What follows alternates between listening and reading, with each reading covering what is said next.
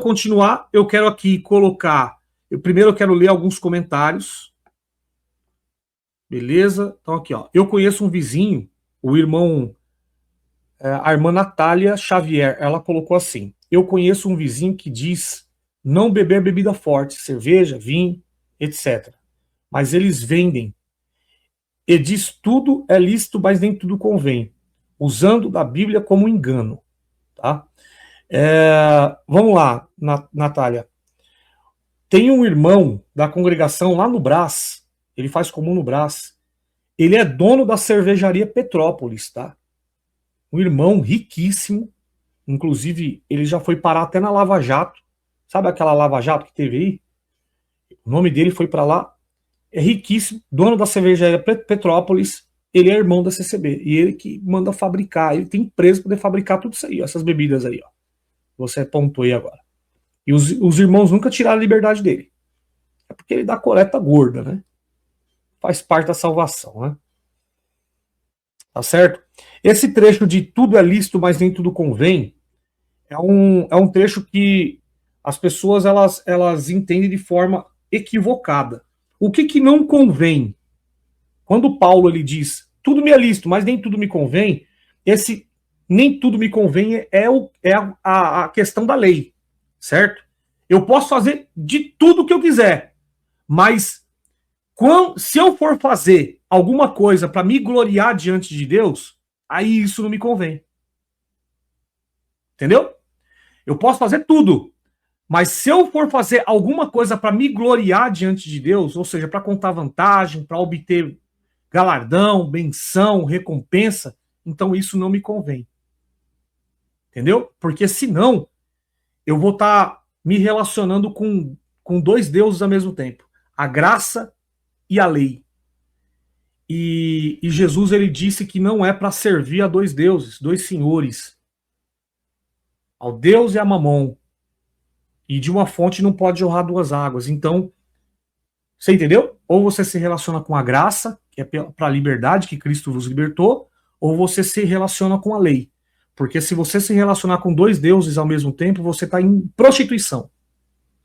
Entendeu? Isso é para Deus isso aí é adultério. Dentro do cristianismo, isso aí é adultério religioso. Quando você deixa a graça para se relacionar com a lei, segundo Paulo, isso aí é fornicação, é porneia. Certo? Você cai da graça.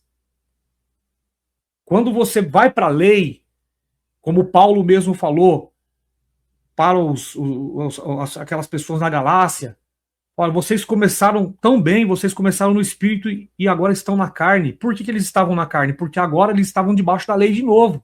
Eles estavam voltando à circuncisão.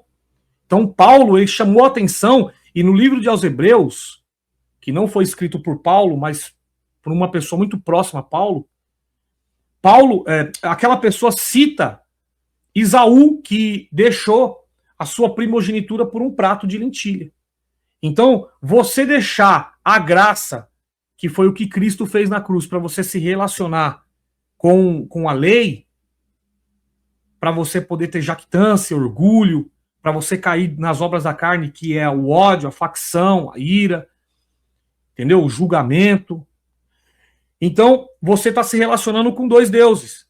Automaticamente, Paulo ele dizia que aquilo ali era fornicação, era porneia. E quando você deixa a graça e você começa a se relacionar com a lei, você está cometendo já o adultério. Entendeu? E aí, quando você se relaciona com os dois ao mesmo tempo, você está debaixo de prostituição. Entendeu? É uma coisa estranha, né? Então, tudo me é lícito, mas nem tudo me convém. É essa interpretação que que nós precisamos fazer com base na essência das palavras de Paulo. Beleza? Então, vamos lá, gente. Então, vamos continuar aqui. Então, aqui é a pregação do Toscano, certo? Aqui é a pregação do Toscano.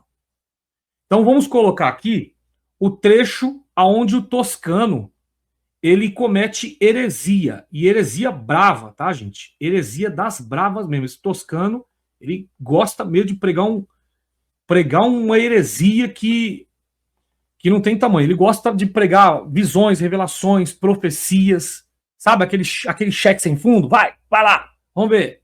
Se Deus cumprir, amém. Se Deus não cumprir, também amém, é a mesma coisa. E ele continua como ancião e o povo continua perturbado, aguardando Deus fazer uma obra, virar cativeiro, entendeu? Então vamos lá. Aos 4 minutos, prestem bastante atenção nessa pregação aqui, ó, do Toscano. Aos 4 minutos, 36 segundos. Vamos voltar um pouquinho antes para a gente entender o contexto, certo? Vamos... Bendito o Senhor, Ele continua fazendo no nosso meio. E se nessa noite aqui, aleluia, a minha e a tua comunhão alcançar, e nós conseguimos tocar na orla da comunhão desta palavra, que o vestido do Senhor não está mais aqui para nós tocar, irmão. Aqueles barbantinhos, já viu os judeus, aqueles barbantinhos que ficam do lado deles aqui, aquilo é a orla do vestido. Nós não temos para quem tocar, mas a virtude da palavra, ela nos toca. E a nossa fé toca na virtude da palavra. E quando é o encontro da nossa fé com a virtude da palavra, é um casamento. E quando é o casamento da fé com a virtude que sai pelo poder da palavra, a obra nasce, glória. E o que não nasceu, ainda que seja 10, 12, 15 anos, você crê ou está esperando, sobe na comunhão, creia na palavra, porque vai acontecer. Glória a Deus. Vamos lá, gente. Então, você vê que ele até prega aquilo que eu acabei de falar, né? Isso não importa, passar 10, 15, 20 anos, vai acontecer. Entendeu? E aí ele fala do casamento. E esse casamento entre a sua fé e a palavra que sai do púlpito ali, certo? Biblicamente falando, isso aí é total heresia, porque isso não existe na Bíblia. Ok? Não existe na Bíblia. Certo? Agora, vamos lá. Por que isso é uma heresia brava? Isso aí é gravíssimo. Primeiro, o que ele falou aí, ó? Nós temos que tocar nas vestiduras de Jesus e tal, e assim por diante. Ele fala do casamento. Por que isso contradiz Jesus, Paulo e Gálatas capítulo 5? Vamos lá.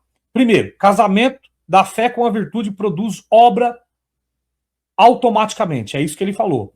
Isso é teologicamente perigoso. Por que é perigoso e herético? Por 5 razões. Primeiro, transforma a fé em mecanismo mágico.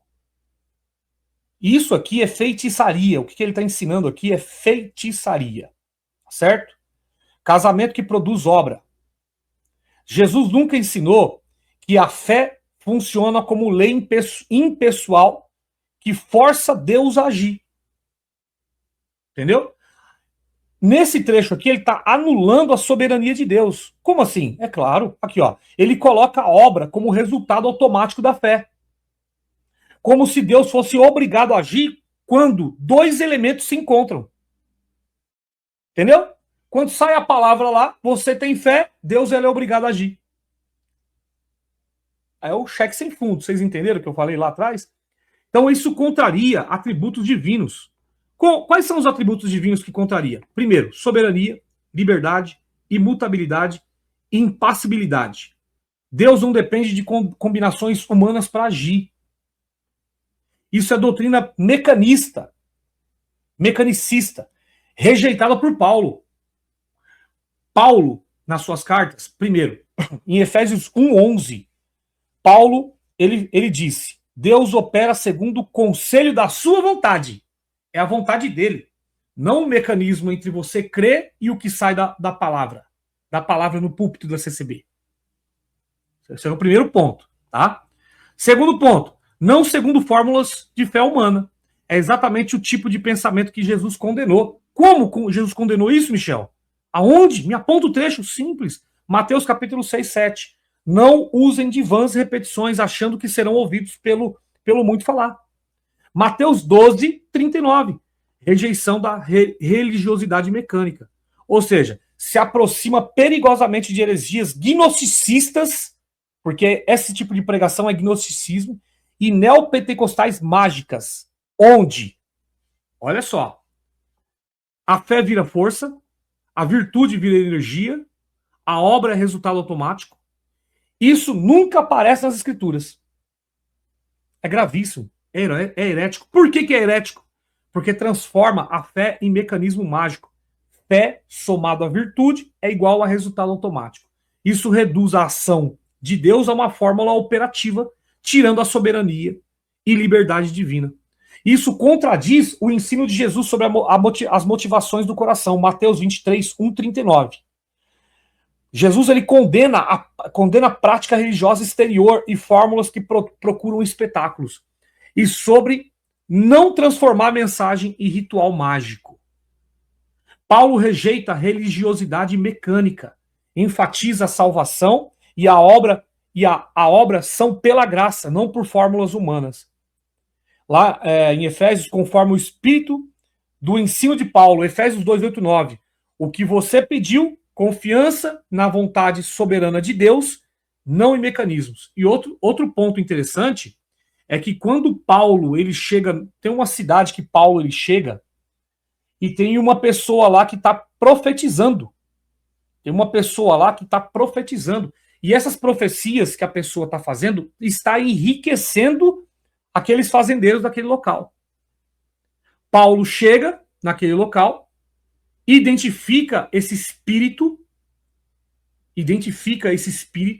porque esse tipo de espírito é feitiçaria. Ele expulsa esse espírito. Mas como é que ele expulsa esse espírito? Pregando o evangelho. Você só consegue expulsar esse espírito quando você prega o evangelho. Por isso que Paulo falava, pregue dentro do tempo e fora do tempo. É assim que você expulsa o espírito. Como é que você ora para Deus converter uma pessoa? Não é dobrando o joelho, é pregando dentro do tempo e fora do tempo. O orar que Paulo falava lá nas suas cartas não é orar de joelho, não. Era orar falando do evangelho. Porque quem vai até o terceiro céu e encontra coisas sublimes e inefáveis, se ele volta ao ponto inicial que ele estava, ele não vai falar dessas coisas terrenas, ele vai falar das coisas do céu. Entendeu? É um exemplo. 2 filhos na barriga, um sai, vê o mundo. Quando ele volta, ele vai falar daquilo que está na barriga ou ele vai falar daquilo que está fora da barriga? Ele vai falar só daquilo que está fora. Aquele filho que ficou vai querer falar somente da barriga. Aquele filho que saiu vai querer falar daquilo que estava lá fora, que ele viu. Entendeu? Era o espírito, aqui, o Buzz Lightyear, ele me ajudou, muito obrigado, Deus te abençoe. Ele colocou aqui, era espírito de adivinhação em Lídia. Entendeu? É a mesma coisa que esse homem aqui está fazendo. Esse tipo de pregação aqui, ele engorda o ministério, ele engorda. Tanto na jactância, no orgulho, como ele recebe tapinha nas costas, ele é chamado de homem de Deus, de anjo. Tá certo? Tem pessoas do ministério que, por intermédio dessas pregações, ganham carro, ganham benefícios, ganham viagens. Já ouvi relatos onde ancião ganhou apartamento, jantares milagrosos. Entendeu? Então, ganham dinheiro na conta. É por intermédio desse tipo de pregação aqui. Entendeu? Então, é o que Paulo ele expulsou lá quando ele chegou na cidade. E quando é expulso esse tipo de espírito aqui, que é um espírito de feitiçaria, quando você consegue expulsar através do evangelho, o troco que você ganha são chibatadas. Você é expulso e ainda ganha chibatada. Ou seja, você é chamado de herege. E as pessoas ainda vão contra você. Por quê? Porque você deixou... É a mesma coisa nós aqui, os críticos. Nós estamos aqui pregando o evangelho e isso está minando aonde? No bolso deles. E o que eles estão fazendo agora? Eles estão juntando canais pró-CCBs e estão no púlpito colocando rótulos na gente para as pessoas não assistirem os nossos canais. Chamando a gente de defunto, como a gente já colocou em vários momentos aqui. Entendeu? Então, é isso que eles fazem. Mexe no bolso deles, eles vêm a público e aí eles começam a te descredibilizar, tá certo? Então, é exatamente, dinheiro para aniversário de filhas e ainda sobra para o churrasco no final de semana, exatamente, como eu expus aqui. Beleza, gente. Então, esse daqui é um dos trechos, aqui, ó, só para finalizar essa análise aqui, ó, Jesus critica os fariseus por fazerem da religião um sistema externo e por transformar a palavra em amarra, Mateus 23. A postura escritural correta é fé que age em amor. Tiago capítulo 2 classifica a relação de fé e obra, não fé mágica. E Paulo fala do fruto do Espírito, não de fórmulas. Então, obra da carne correspondente a Gálatas 5. Nesse trecho que ele acabou de pregar aí, quais são as obras da carne que foram expostas daí, na boca dele? Orgulho, vaidade, busca de sinais, pode relacionar-se à glória humana e desejos sensoriais. Também divisão, quando fé vira critério de poder. Entendeu? Então tá aqui. É grave, é gravíssimo esse trecho. Agora vamos passar para o próximo trecho dele, do Toscano, tá? Aos 13 minutos e 54 segundos. Prestem bastante atenção. Não vou repetir. 13 minutos, 54 segundos. Vou colocar até um pouco antes aqui, ó. Vamos lá. Jesus, eu vou tocar agora. Irmandade, eu preciso e nós precisamos também. Recebemos em nome do Senhor Jesus um grão de mostarda da fé aqui nessa noite. Aleluia. Eu vou. Senhor, eu vou te dar o teu pé. Oh não, você não está entendendo, gente. Nem você, nem os discípulos. Alguém me tocou, porque eu bem vi que de mim saiu virtude. Aleluia. Eu senti que de mim saiu virtude. Pedro parou. E ele parou. Ele não quis ir embora.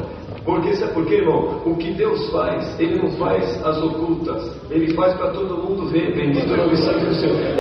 Vamos lá. Por que eu separei esse trecho aqui e eu entendo como herético? E é grave. Ele faz o seguinte, ó. Ele cita o trecho onde de mim saiu virtude.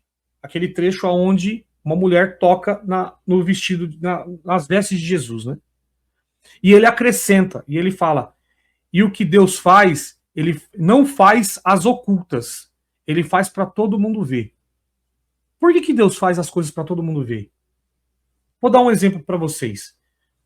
Se você fosse Deus, melhor, eu vou tirar esse início de pergunta e vou colocar para vocês como humanos. Vocês como humanos, se vocês fizessem tudo para poder todo mundo ver, isso não traria um pouco de vanglória para vocês? Se vocês fizessem tudo, um exemplo, tudo que vocês fazem no dia a dia de bom, vocês expusessem para todo mundo, isso não traria um pouco de vanglória para vocês? Porque automaticamente as pessoas elas iam começar a te parabenizar. Oh, que bacana, olha que coisa boa. Que coisa boa que você fez. Nossa, que legal, olha esse cara que é generoso, ele é isso, ele é aquilo. Só. Entendeu? Como ser humano, se você expor tudo aquilo que você faz de bom para as pessoas, qual é a resposta que você vai ter? Não só das pessoas para com você, mas também de você mesmo. Eu acredito que a grande maioria vai entender o seguinte, poxa, se eu expor tudo aquilo que eu faço de bom, e dependendo da resposta que vier das pessoas, eu vou me orgulhar, eu vou ter orgulho. Entendeu? Para mim vai ser muito bom. Eu vou me sentir o cara, entendeu? Eu vou me sentir o cara. Será que Deus pensa dessa forma? Deus, todo-poderoso, onipotente, onipresente, onisciente. Será que ele entende dessa forma? Vamos tentar captar aqui. Tá? Por que esse trecho aí que ele falou assim, ó, e o que Deus faz, ele não faz as ocultas, ele faz para todo mundo ver? Por que isso contraria diretamente Jesus, que era o próprio Deus encarnado? Vamos lá. A frase Deus não faz nada em oculto, sempre faz para todo mundo ver, é frontalmente falsa biblicamente. Pô, Michel, mas não acredito. É sério que isso é falso? É falso. Eu vou te ensinar o porquê. Jesus ensinou totalmente o oposto. Jesus mandava esconder milagre. Marcos capítulo 1, 44. Marcos 5, 43. Mateus 12, 16. Mateus 9, 20. Jesus mandava esconder milagre. Jesus ele advertiu contra praticar obras para serem vistos. Mateus 6:1, Mateus 6:2, Mateus 6:5, Mateus 23, o capítulo inteiro. Deus age no secreto. Deus age no secreto. Mateus capítulo 6:4. Teu pai que vê em secreto. Mateus 6:6. Teu pai que vê em secreto te recompensará. Que vê em secreto te recompensará. Mateus 6:18. Em secreto. Jesus cria uma dicotomia moral clara. Como assim? O que ele fez? Sim, quando ele cria a dicotomia, quem age para ser visto é hipócrita. O pai age em secreto e recompensa em secreto. Essa é a dicotomia de Jesus. A afirmação contradiz atributos de Deus. Essa afirmação dele, que Deus age para você publicamente, para poder mostrar para todo mundo, olha só qual a contradição com os atributos de Deus. Deus não precisa demonstrar poder para provar nada. Deus não age movido por aprovação pública. Deus não age para todo mundo ver. Isso é antropomorfismo indevido. O que é o antropomorfismo? É você atribuir coisas humanas a Deus. Porque é o homem que gosta de se orgulhar. É o homem que gosta de trazer as suas obras para a luz. Ele está colocando como se Deus fosse homem. Entendeu? Isso se chama antropomorfismo. Ele traz aspectos humanos e coloca em Deus. Entendeu? Existe o antropopatismo e o antropomorfismo. Exemplo, Deus escuta, Deus olha, Deus tem boca. Não, mas Deus não é um espírito. Como é que ele tem olho, tem ouvido, tem boca? Então ele é um ser humano. Então isso é antropomorfismo. Certo? Então, teologicamente, isso se aproxima de espetacularização da fé, teologia de sinais visíveis obrigatórios, manipulação emocional, todas rejeitadas pela Escritura. Então, por que esse trecho aí ele é gravíssimo? Só para encerrar. Primeiro ponto, Jesus muitas vezes pediu silêncio e privacidade sobre milagres. Por exemplo, Mateus 9:30, Marcos 1:44, Marcos 5:43, Mateus 12:16, e advertiu contra fazer obras para serem vistos.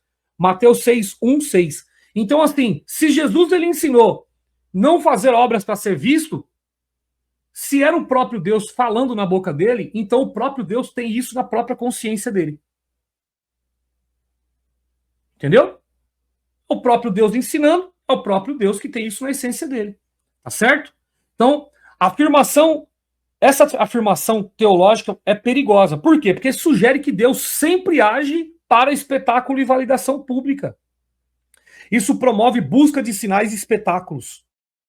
Conduta que Jesus repreende em várias passagens, incluindo Mateus 12:39, 38, 39, João 6, 26, 27, quando acusa os que buscam Jesus por sinais. E o próprio Jesus ele falou naquela época, nenhum sinal será dado, senão o de Jonas. Então, assim, as pessoas já buscavam um sinal. E Jesus brecou ali, falou, não, nenhum sinal será dado. Entendeu? Então, a fé que exige visibilidade pública é mensagem contrária ao ensino de humildade e ao reino secreto. Mateus 6:6, Mateus 11, 25, 26. Olha só, conflito com passagens. Mateus 6, ensinamentos contra a religiosidade para ser visto. Mateus 12, Marcos 1, Marcos 5, Jesus esconde milagres ou pede silêncio. João registra muitas tensões sobre a busca por sinais. João 6, João 7, etc. Obras da carne. Obras da carne manifestas nessa pregação. Vaidade, vanglória, busca de espetáculo, também pode gerar inveja, contendas e entre os líderes ali, tá? Então, tá aí. Então, já analisamos essa pregação, esse trecho, esses dois trechos do ancião aí, o Toscano, o herege do Toscano, certo? O Buzz Lightyear colocou aqui, ó, a não ser o sinal do profeta Jonas, exatamente. Inclusive, era para para aquele grupo de pessoas, para aquele momento. Tá? Jesus ele enfatizou exatamente isso, para essa